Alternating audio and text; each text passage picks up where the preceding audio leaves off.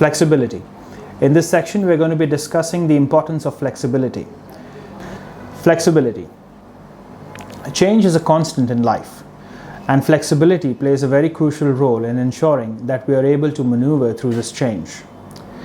I'm sure we all have faced challenges during this lockdown period, and we've also noticed that being flexible ends up being a very important skill to ensure that we continue pursuing our career and get success.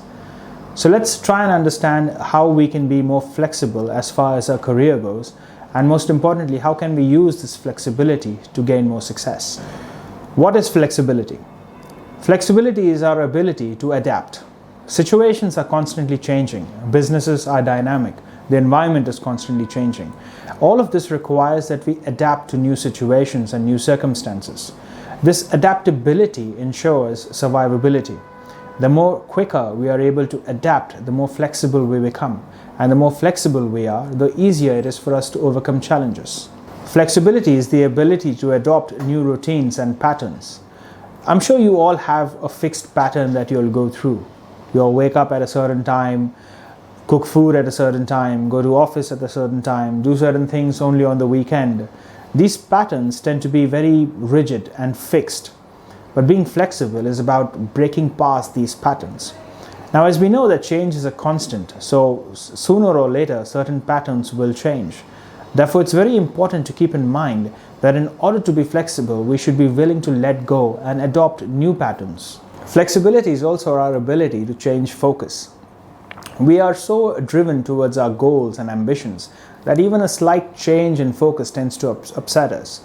But being flexible is about temporarily keeping our eyes on another goal so that we are able to succeed in the more immediate future and then change track back again to where we really want to be.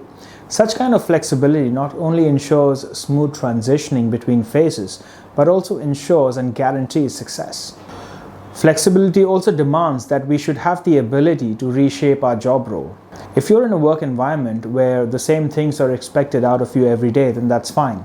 However, more often than not, your job role will require you to change and adapt as the business requirements change. So you should also be willing to change according to your new roles. Why become flexible? Becoming flexible is very important because first of all, it reduces stress. Now you might be wondering, how can being flexible reduce stress? Well, what happens is whenever there is a change and you tend to be too rigid in your beliefs or your actions, then that puts strain on yourself, it puts pressure on you. But being flexible, being adaptable, means you can bend and sway with the winds, which ensures that there's less stress on you because you're doing what must be done in that moment. Being flexible also improves productivity because you are able to adapt to new challenges, you are able to take these challenges head on and adjust to them. It ensures that you are able to solve the problems that are coming your way. Now, as soon as that happens and you become flexible to the new way or the new pattern, your productivity is not impacted and it improves your performance. Being flexible also leads to higher job satisfaction. Flexibility is an innate quality, it's something that is within you. Once you're able to develop this flexibility, it opens up new avenues. You're able to explore new job opportunities within your business space. You will learn something more that you might find more interesting than what you're already doing. As that happens, it ensures that you are more satisfied with your job. But being too rigid and too controlled or too exact about what you're supposed to be doing kind of tends to limit your whole essence and your ability to outperform. Becoming flexible means you're also able to capitalize on opportunities. Opportunities are usually very rare to come by, especially the ones that you really want.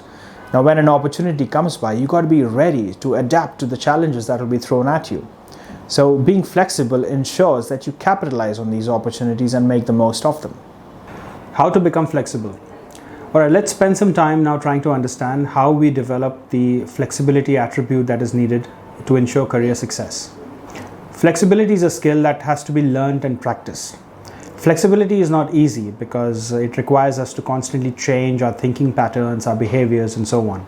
It is very important for us to therefore first understand how flexibility can be managed, and the very first thing we need to do for that is to embrace the fact that we will have to change. Change, of course, begins with our thinking. It is in our own minds that we need to change first. We need to accept new ideas, new thoughts, new patterns, new behaviors. It could probably involve even changing our own personality to better suit into flexibility. Responding intelligently to change.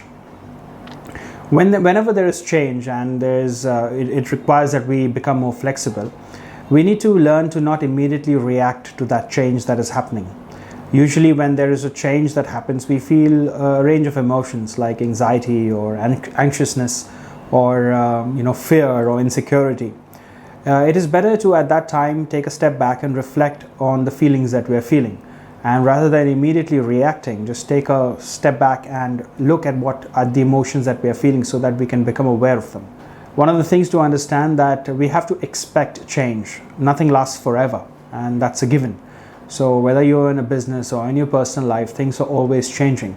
If you have that expectation in your mind that change is bound to happen, then when change does happen, it does not feel like you're hit by a truck. You feel very comfortable. Maybe not very comfortable, but at least you know that you expected that change to come eventually. Whenever there is change, you will have a rush of emotions that will cross your heart, and they might try and unsettle you. But obviously you have the upper hand here, because the first thing is you are aware that there are these emotions that are probably troubling you. This awareness itself gives you strength to know that, okay, I'm feeling this particular thing because of this change, but now that I'm aware of it, I know this is not something that I want to react to. So once you're aware of the change and once you acknowledge your emotions, you can take a step back and allow the emotions to pass through and accept that it is something that I'm feeling, but I don't need to react to it. So you can choose your reaction. The critical element in responding to change is to use logic and reason. Rather than reacting on your emotions, it is better to use your own logic and reason and see what are the long-term effects of change, especially if it is a work-related change. I'm sure if there's a change in policy or some parameter at work, it will not just be done randomly. There'll be people who have obviously thought it through and then implemented that change. So it is better for you to use your own logic and reason and look at what are the perks of this change and how it will help you.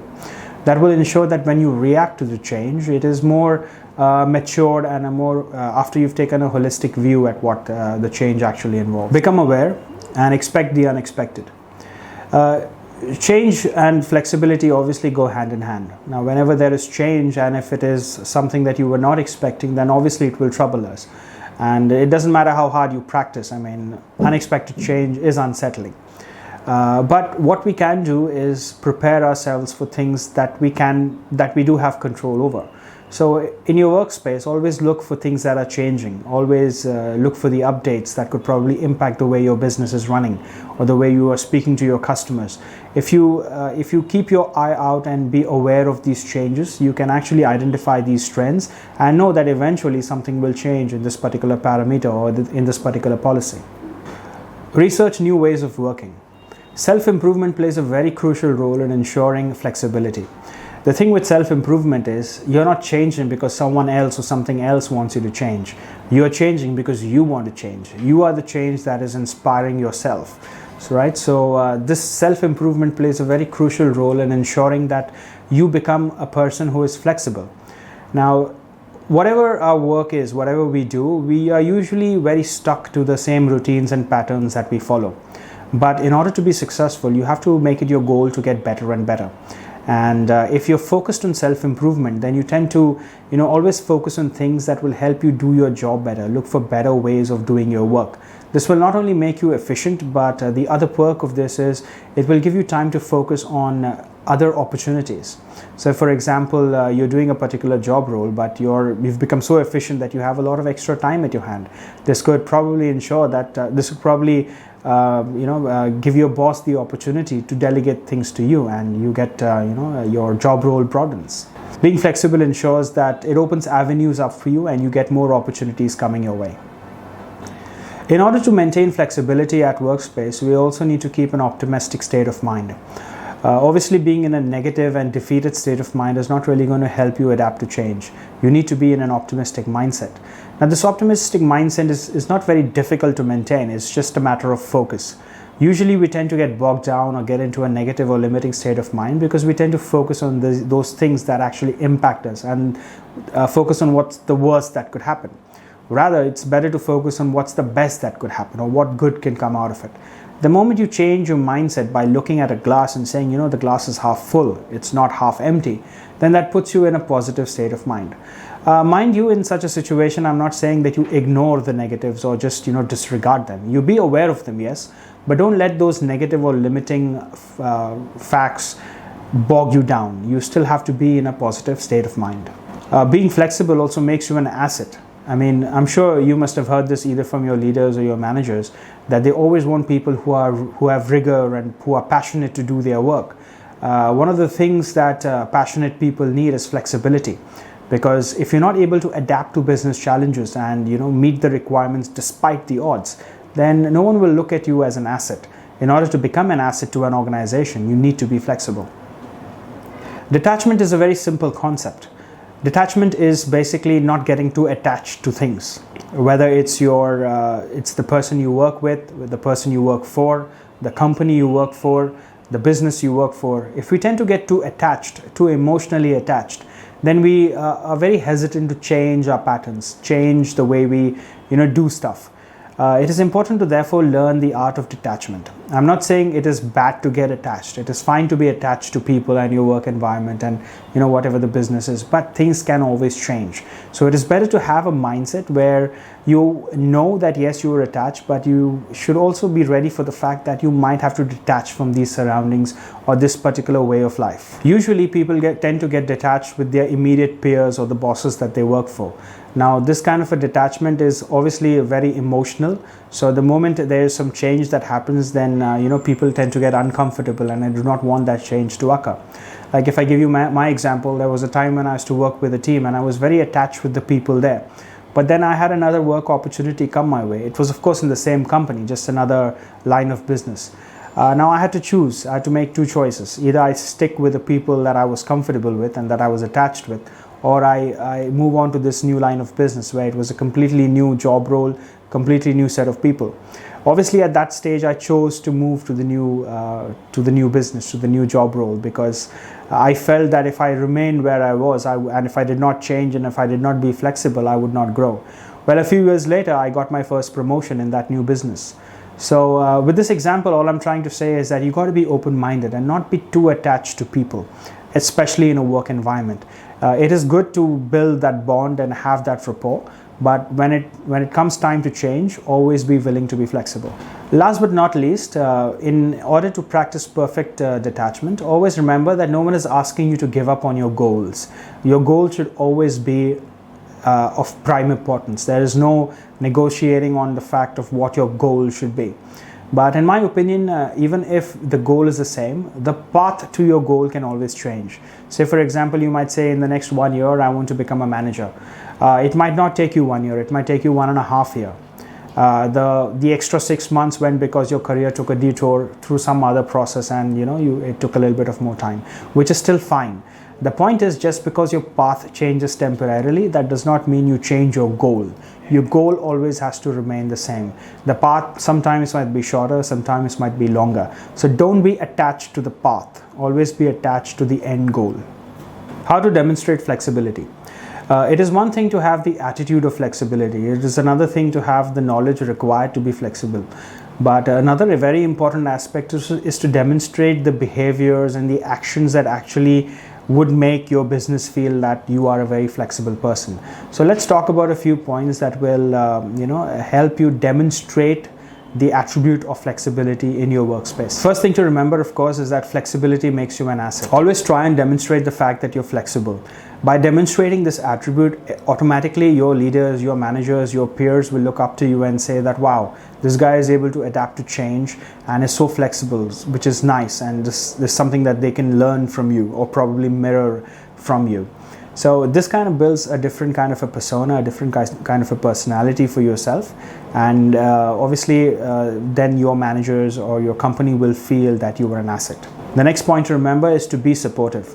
Whenever there is change and there is flexibility needed, always be supportive of people, and do not be the one in need of support, but go out there and support others who have to learn how to be flexible or who need to adapt to change.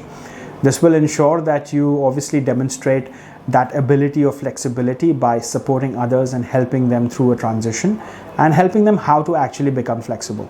Propose solutions, not complaints. Whenever there is change, we usually tend to look at the negative side of things and try and see how this change is going to negatively impact us. I'm not saying that every change or whenever things are shuffled here and there will not be negative impacts. There will of course be negative impacts, but the key is not to look at them that way. If something is changed, then there will be good things that will come out of it, and then there will be not so good things that will come out of it. If something is really bad, then no one would want that. Right? So in that moment, what you could do is actually look at what the complaint is and try and position that complaint in such a way that it comes across as if you're proposing a solution for the better. Face the change together. When you're working in a team environment and there's change, the best way to demonstrate flexibility is to work in the same team spirit. United we stand. Yeah, they always say that whenever you're in a team, you have to stand together. So the best way to demonstrate that is to get your team together and face the challenge head on together. This automatically helps the team, and this togetherness gets that feeling, where, okay, no matter what the change is, I'm okay to be flexible and everyone is with me. We can do this together, and this change is finally, no matter how tough it will be, we will get through this. So this kind of an attitude kind of inspires change and puts everyone's minds at ease. And it's a great opportunity for you to demonstrate flexibility. Understanding new business objectives. Another way you can actually demonstrate flexibility is by understanding the new business objectives rather than just jumping to conclusions.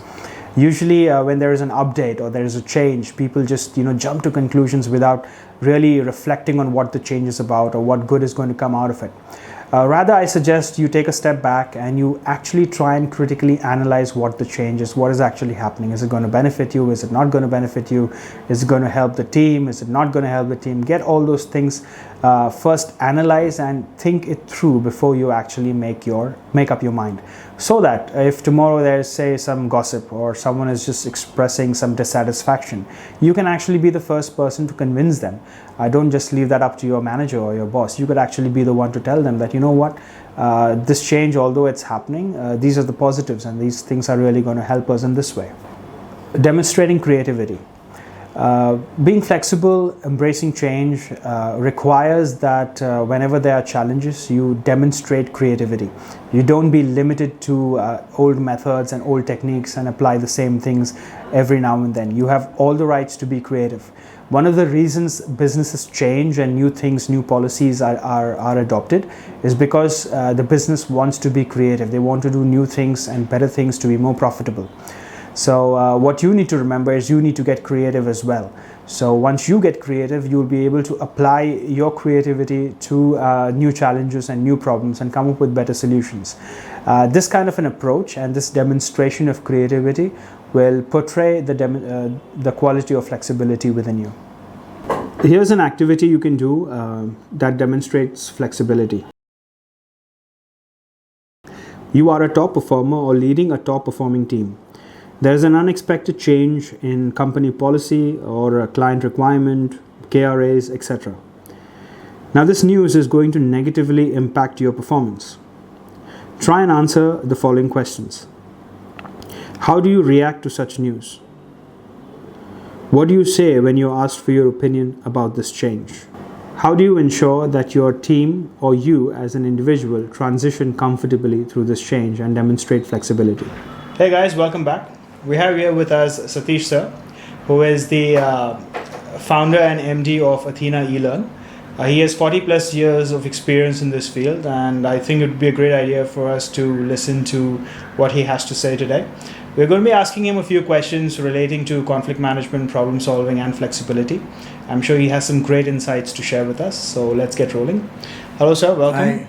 Very nice to have you here. My pleasure.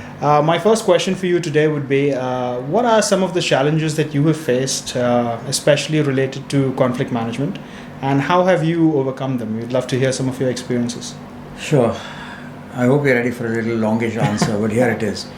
So, conflict management starts with the conflict in your own mind, with your own contradictions, your own pulls in different direction.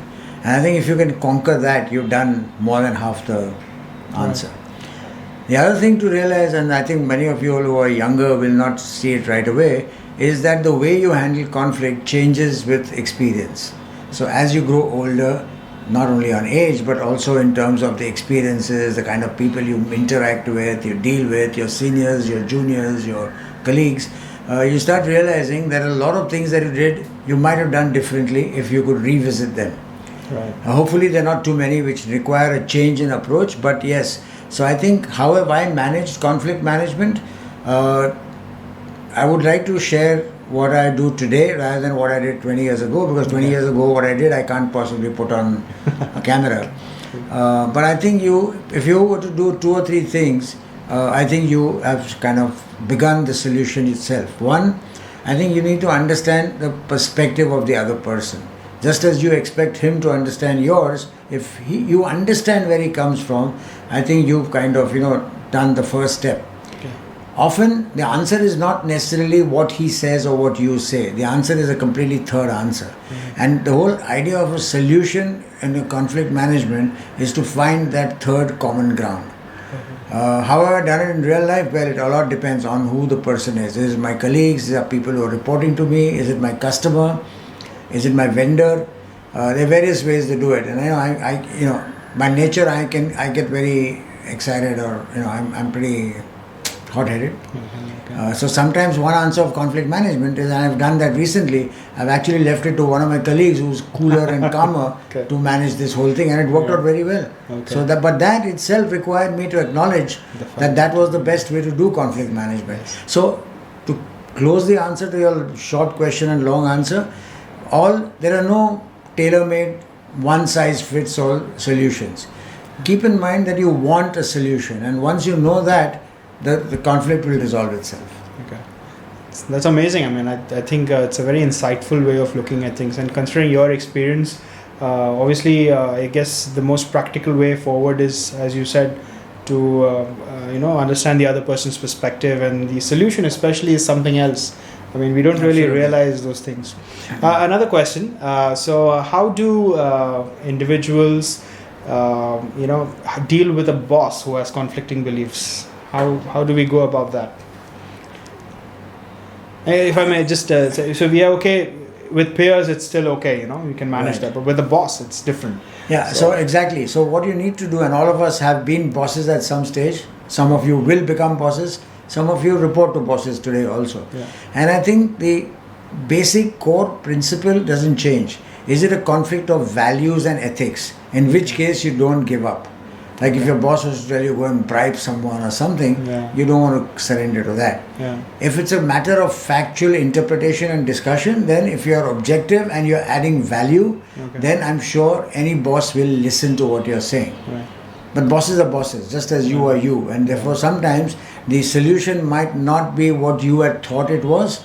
And and you will have to then give the benefit of the doubt to the boss, saying that, look, he's heard you, but in his wisdom, he's taken a decision which might or might not be in sync with what you are thinking or you're recommending.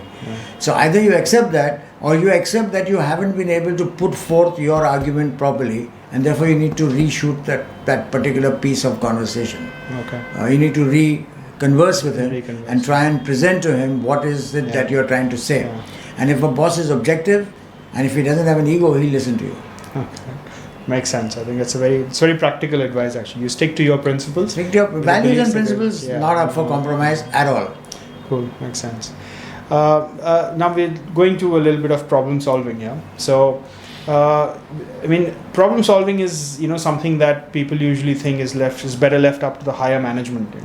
My boss will tell me. I tell my boss the problem. He comes and gives me a solution. But I think today the business dynamics is such that each employee can contribute to the whole problem solving, to the business as a whole. So why do you think even today there is this, let's leave that up to the bosses kind of attitude rather than each individual actually problem solving? Sure. So I think if you look at it, there are 3 levels of thought processes in people's minds. At the bottom of that ladder is a person who doesn't even know what the problem is, and therefore there's no question of him thinking. He comes, does his job and goes home. The evolution of that to the next stage is where you recognize that there is a problem. Okay. You see that there is a problem which needs to be solved, but you don't think of the solution. Okay. Now, when you go to your boss with that kind of a situation, any other boss will say, okay, here is the answer, go and do this. And you'll accept it and walk away. Yeah. My approach personally over the years has been, and I've evolved, is that one of my team members comes to me with a problem, my first question back to them is, what is your recommendation and what is your solution? It might not be the best because obviously they don't have the experience as yet or the maturity that comes with solving a problem, but this also develops people's thought processes. And if that 1 or 2 or 3 out of say 5 or 10 suggestions gets accepted, it's a huge motivator to the individual. It encourages growth, it encourages personal motivation, and it makes the person feel that yes, he's contributed beyond pushing a file or doing a transaction. Makes sense. So I think, how do you deal with a boss like this? Go to him with a solution. No matter how radical or how inexperienced your own no matter how radical it might be or no matter how unthought through it is, but go with the solution. He will respect it.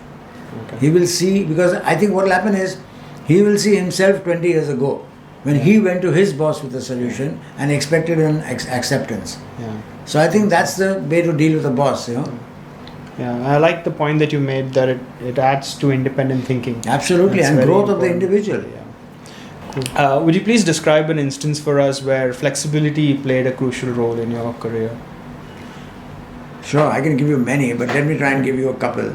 Often I've expected flexibility from the other guy, but that doesn't always work. So yes, I have also been flexible. And I just gave you an example earlier where I said that I realized that when I was dealing with a vendor, if I had stepped in, there would have been a breakdown of that relationship. So I was flexible enough, and I'm taking that credit to myself, to leave it to a colleague of mine who I know is as competent, and she did the entire negotiation and closed the transaction. So it played my flexibility of stepping away helped. The other point is that there have been times in my life, again when I was doing my credit bureau work, we were dealing with a bunch of 10 top bankers in the country. We had the lawyers on every side, so there were half a dozen lawyers, and one lawyer in a room is bad enough, but we had half a dozen of them, and we have international partners, and we were negotiating a 60-page document. Right? So we obviously had a viewpoint on each of the clauses, and there were 10 people in the room, and with 10 lawyers you normally get 20 views. Depends on when you're talking to them, pre-coffee, post-coffee. No disrespect to the lawyers who are listening to this. But so I realized that at the end of 6 hours we had to have a very serious flexibility approach to the whole thing, and if we didn't, we would never have got that agreement through. So did we compromise on some serious points? No, we didn't. What we did was we explained to them why those points were there in the clauses in the agreement. That helped. Some clauses which were not deal breakers and which were not mission critical to us, we gave in. So the idea is everybody leaves the room thinking they won. In the bargain, what you met for actually wins. Yeah, makes sense. It's an amazing example. Thank you so much for that. Okay, last question for now. Whether it's conflict management, whether it's problem solving, whether it's flexibility, there's this aspect of fear that tends to control individuals, right? We're always afraid to, either manage a conflict or get into the state of mind where we can manage a conflict or approach someone or to solve a problem. Are we good enough to solve a problem? There's always this fear that holds us back. Flexibility. Can I do it? Is it a good thing or not? So in your 40 years plus experience, how have you tackled this fear factor that governs us so much? So trust me, all of us go through this. Everybody has fear. You could have fear of getting up and talking in front of a bunch of 100 people the first time. I've done many of those kind of sessions where I've talked to internationally, domestically, lots of people. And if I'm talking, the first 5 seconds, I've got butterflies in my stomach, even today. Right? So fear is not something to run away from. It is to recognize that you are a normal person. Now, the fear becomes bigger when you're trying to solve a conflict, because now you are potentially in a situation where you could go to battle with that person over an issue. It could be a boss, which could mean, is my appraisal going to get messed up? Am I going to lose my job? If you're with the colleagues, will there be a non-acceptance? Will there a rejection?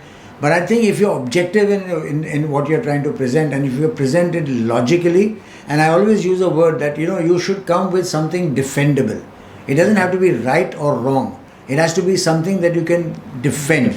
If you can defend it, then the outcome doesn't matter. You don't win because your point gets accepted, or the other person doesn't win because his point gets accepted. But defend it, because then what will win is the end solution, and that's what you're always working towards. Okay, makes sense. So you overcome fear by making sure that you stand your ground, but it has to be based on something that is strong, Objective, factual. And honestly, there's only one way to overcome fear. Yeah. Face it. Face it. Cool. Always a pleasure to have you. My pleasure again. Speak to us. Yeah, thank you very much. Thank you very much, sir. Thank Great. you. Thank you.